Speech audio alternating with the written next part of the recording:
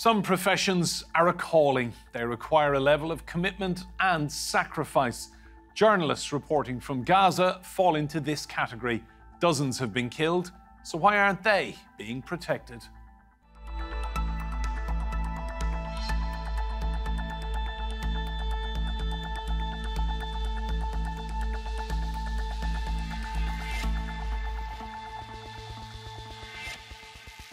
Hello and welcome to Roundtable. I'm Enda Brady. Now, last year we brought you the story of reporters who've died doing their jobs in Gaza.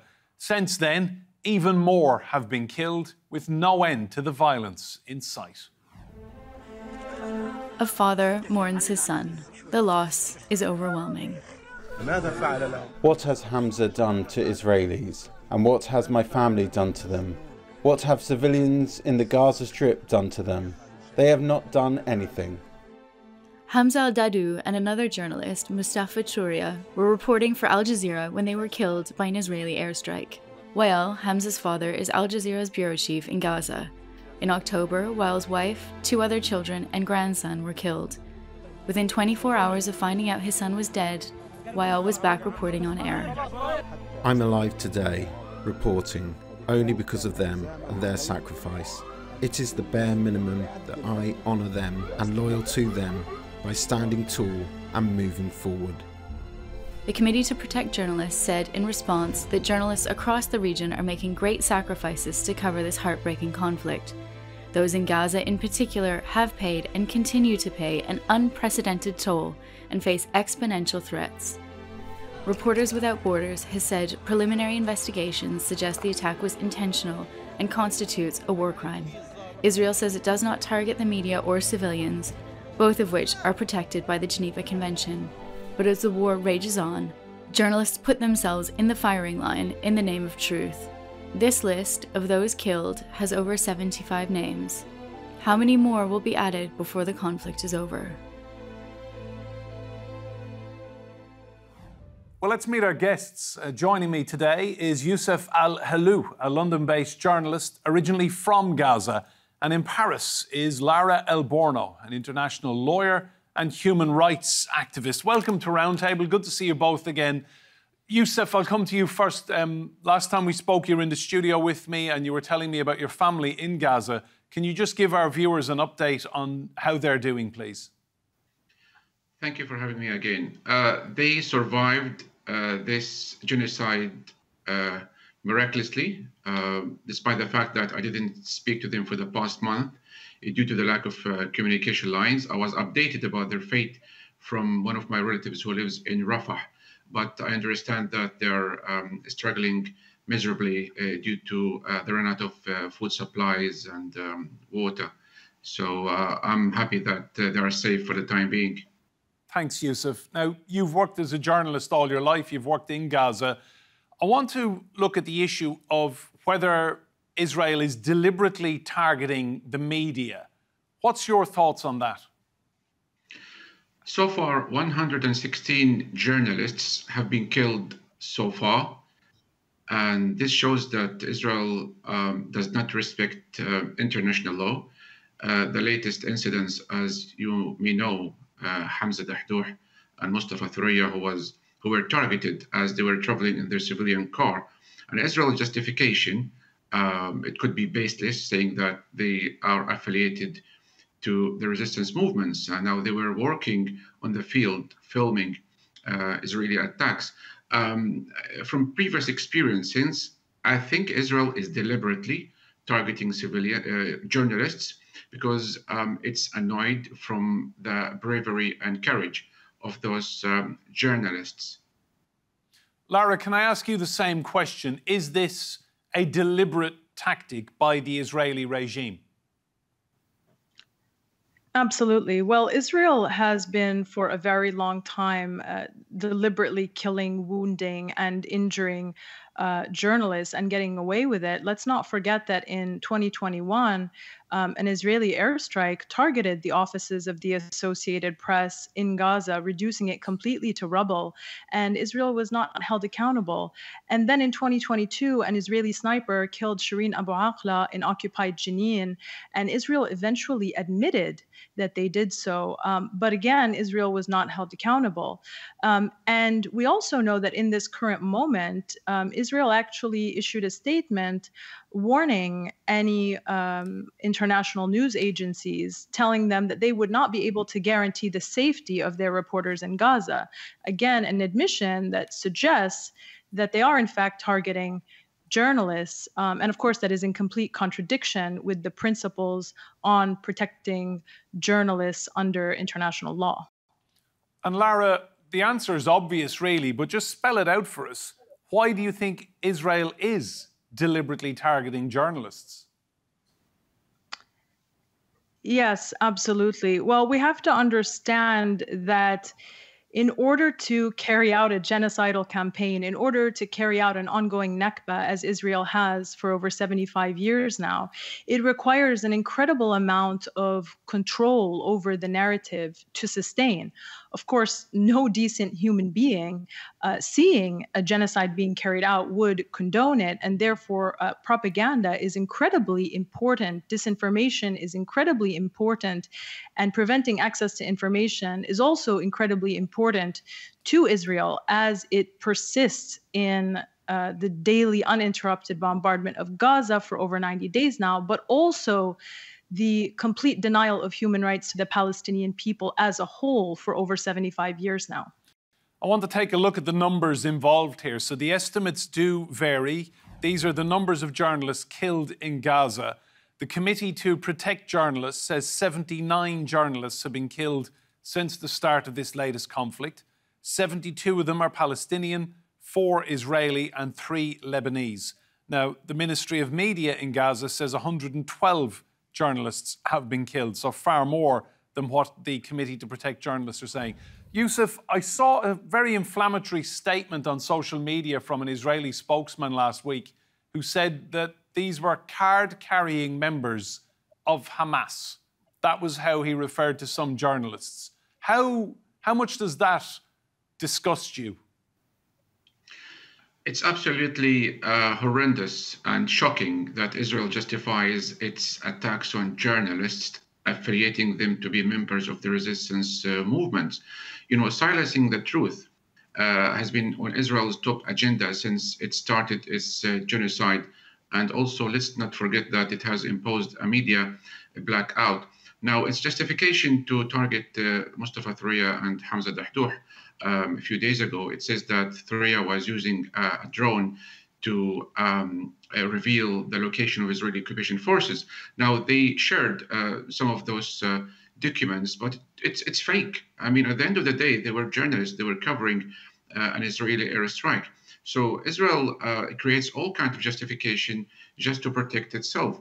Palestinian journalists are paying a heavy price for revealing the truth and for reporting. Imagine if those journalists are intimidated, we wouldn't have been able to watch all these horrific videos that actually shock the world. And Lara, that's exactly the point, isn't it? Israel does not want the world to see what's going on in Gaza, and these journalists, predominantly Palestinian reporters and camera crews, are paying the heaviest price possible. Absolutely. Israel definitely does not want the world to see what is happening in Gaza. And that's why they continue to cut telecommunications on a regular basis. And that's why they've also banned the entry of any foreign correspondent into Gaza, save for the ones who accept to embed with the Israeli military and subject all of their reporting to approval by the Israeli occupation forces, which is something that networks like CNN and BBC have done.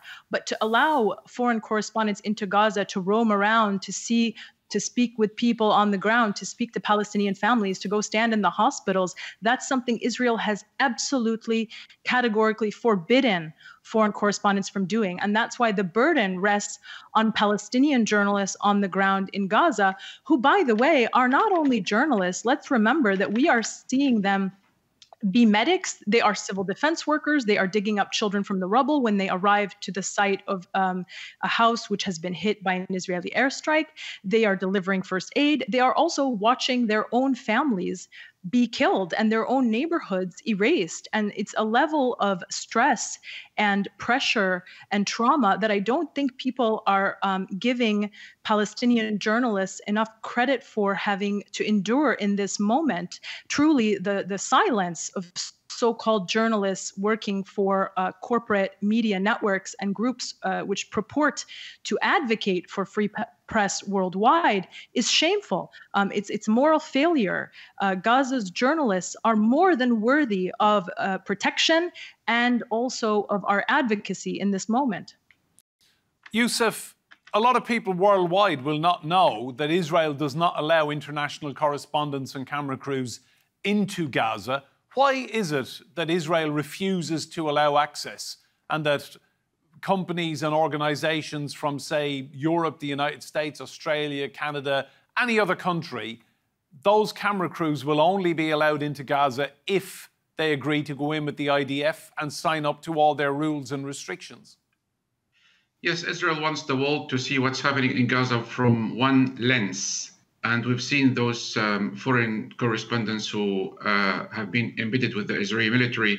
They will have their materials edited and filtered and imposition of some sort of censorship.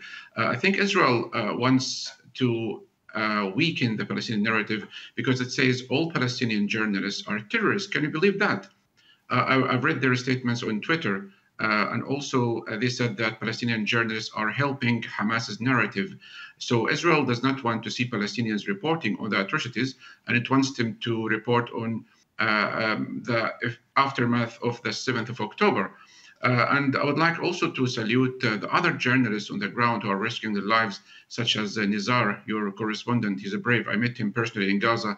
The whole world is inspired by the steadfastness, by the bravery of Palestinian journalists. We were able to influence the world perception of Palestine. I received supportive messages from all over the world, although I'm reporting on Gaza from a distance, but I feel I'm in Gaza. And it's we will not going to stop, despite Israel's threats and intimidation to us and to our colleagues on the ground. Lara, could you imagine the international outcry if 100+ journalists from, say, the United States or Europe or Australia or Canada had been killed by Israel? Of course, we would be hearing about it every single day. It would be front page news. And I think this precisely reveals the double standards and hypocrisy which have prevailed in this moment, not only when it comes to the way that we deal with the killing of Palestinian civilians, but also the way that the media reports on it, also the way that the US is engaged in this matter, the way that they have dealt with Russia's invasion and occupation of Ukraine with the utmost sympathy and offering deepest condolences. But when it comes to Palestinians in Gaza, John Kirby said days ago that he did not think that there was any evidence of Israel's deliberate targeting of journalists, and he left it at that. So clearly we are dealing with a situation where not only are Palestinians in this moment undergoing genocide, but they continue to plead to the world that they are worthy of just as anybody else is, that they are worthy of being mourned, that they are worthy of being part of this global community. And this is what we continue to struggle for. We continue to struggle for our freedom and to show our humanity and have it be respected by the world. Yousef, just that point I made about if the fatalities had all been British or Americans or Italian or French journalists, the difference in the coverage would have been quite immense, wouldn't it? I'm sad to say. Absolutely. Yeah, that's right. I echo Lara's statement that it's to do with the hypocrisy. I think the world looks at Palestinian journalists as if people of less worthy to be recognized for the great work that we do.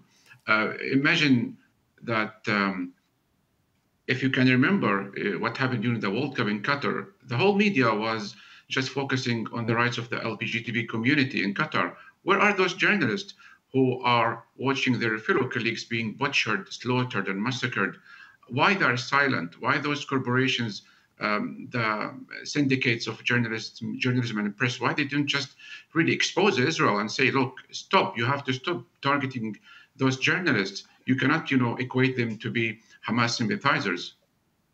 Yousef, one name and one face has really shone through remarkable resilience. I don't know how the man keeps going and reporting every day. Wael al-Dahdouh is his name, a phenomenal TV correspondent, a brilliant journalist.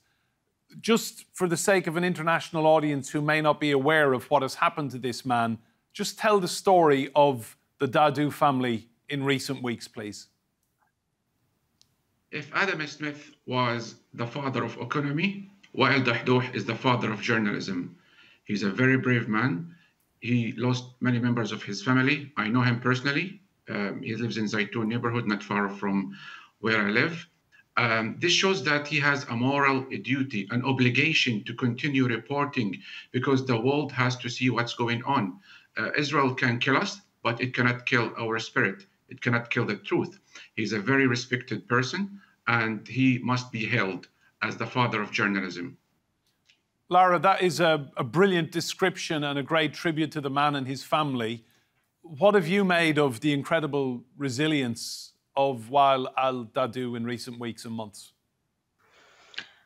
Well, Wael al-Dahdouh is an example for us all, really. After Israel killed his family in a targeted airstrike on their home, the very next day he was out reporting, and he didn't miss a beat. He continued to report on the ongoing genocide, even though it was affecting him in the most intimate way. And then Israel followed up by targeting Wael himself and his cameraman. Wael was injured in another attack by Israel, and his cameraman unfortunately succumbed to his injuries. And then after that attack, there was yet another attack, the latest attack in which his eldest son was targeted while he was traveling in a car in Gaza and was killed. His son also was a journalist. And so you have a man who has survived multiple assassination attempts by the Israeli occupation and continues to show up, continues to do his duty as a journalist, to report on this ongoing genocide, to put it out there for the world to see.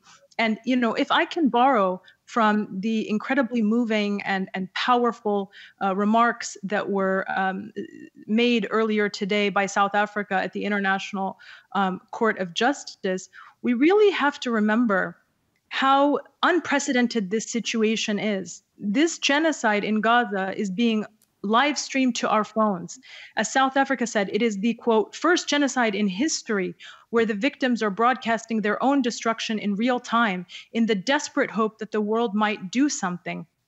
And Wael al-Dahdouh and all of Gaza's journalists in general, including those citizen journalists who are not even journalists to begin with, but have picked up their phones and record what they see happening around them and put it out there for the world to see. They are an example of courage, determination, resilience, and the human spirit. And we should keep in mind that they didn't ask for this. They were put into this situation, and they are showing up precisely for the world to stop this so that they can go back to living a normal life, if it is even possible in this moment after what we have seen and what they have lived through. They deserve a chance to live. They deserve a chance, like anyone around the world, to enjoy their families, to not be subject to genocide, to simply breathe and have safety and security, food, clean water, and everything that any human being simply dreams of. And so I just have to conclude with my utmost respect and admiration for Gaza's journalists, because they truly are an example for all of us worldwide. Yousef, that's a very good point Lara makes, isn't it? That this genocide is being live streamed. You have citizens becoming citizen journalists, and what they are documenting is categoric proof of what Israel has done here. I mean, it is so important for history. Some of these people may not live to see it, but what they are documenting will live forever. It's a historical day for us, Palestinians, to see Israel was brought to The Hague to be charged with acts of committing genocide. many journalists on the ground, they actually lack the basic needs, to have a proper helmet or a vest or internet. Our common colleagues between me and Lara Mohammed Alhelou, my cousin, also they work in very difficult circumstances. Now, Israel enjoys a culture of impunity. It has never been held accountable. That's why it carries on committing genocide and killing civilians, killing paramedics, killing journalists, attacking hospitals, mosques, churches, universities, bakeries, markets, everything. So Israel acts as a country, a rogue pariah state above the international law, and this has to end. Lara, just tell me, in terms of media coverage, at a certain point, the public gets tired. And it's a terrible thing to say, but there is fatigue of Ukraine was everywhere for a while, and now the public, and I'm using a very loose term there, seem to have moved on or forgotten about it. Is the big fear that all of the incredible media work and coverage coming out of Gaza, that at some point a fatigue sets in with the international community? Certainly. In fact, I mean, in my own efforts to raise awareness about this ongoing genocide through social media, I have noticed a reduction in engagement in the last couple of weeks, certainly since Christmas and the New Year. And so, of course, we continue to call on concerned citizens worldwide to speak up, raise your voice, amplify the voices of Palestinians on the ground, continue to engage, go to protests, demonstrations, continue to put pressure on elected officials, participate in direct actions. Whatever fatigue citizens may feel as they watch this certainly does not compare to the fatigue and the trauma and the devastation that Palestinians on the ground are experiencing living this. And we owe it to them to continue to amplify their voices, because unfortunately, over 90 days into this genocide, we still do not have a ceasefire. And if we don't have a ceasefire, then the situation will continue to get exponentially worse, and we will continue to see massive, massive loss of life, which is, of course, completely unavoidable. None of this has to happen. And every day that it continues is another day where hundreds more Palestinians' lives could have been saved. And so I encourage people worldwide to continue to push through, to not feel the fatigue, and to continue to raise their voice for Palestinians in this moment, because truly what Israel is doing right now doesn't affect only Palestinians.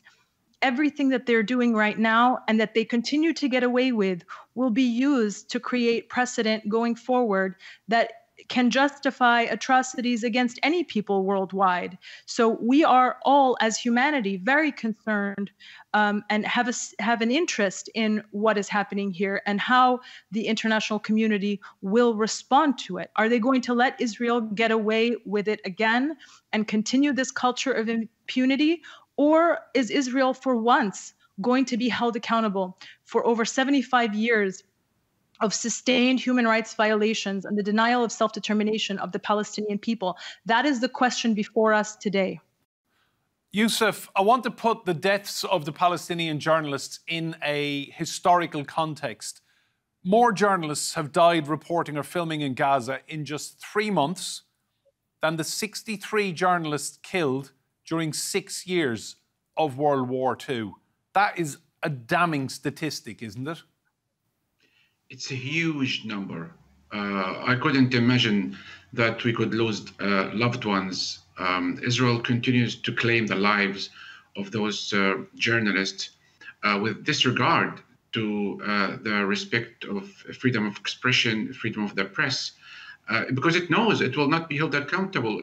It's ready to justify its targeting to those journalists, many of whom have received threats, such as Mu'taz Azaiza and Anas al-Sharif in northern Gaza. And also some of those journalists, they started to lose hope, to give up, because they say we would rather protect our families, because we have been calling on the international community to intervene, but our calls have fallen in deaf ears. Many citizen journalists have become obliged to carry on, like Aboud. He's only 17 years old guy. He's using his comedy, other small girls. So everybody has a moral duty and a responsibility to report. But I can tell you something, that we Palestinian journalists will continue to be the voice of the voiceless. Yousef, very, very well said. Lara, thank you for your insights as well. That's all we've time for. Remember, you can see more discussion and debate on our YouTube channel. Search for Roundtable TRT World and hit that subscribe button. But for now, from me and Brady and all of the team here, goodbye and thank you for watching.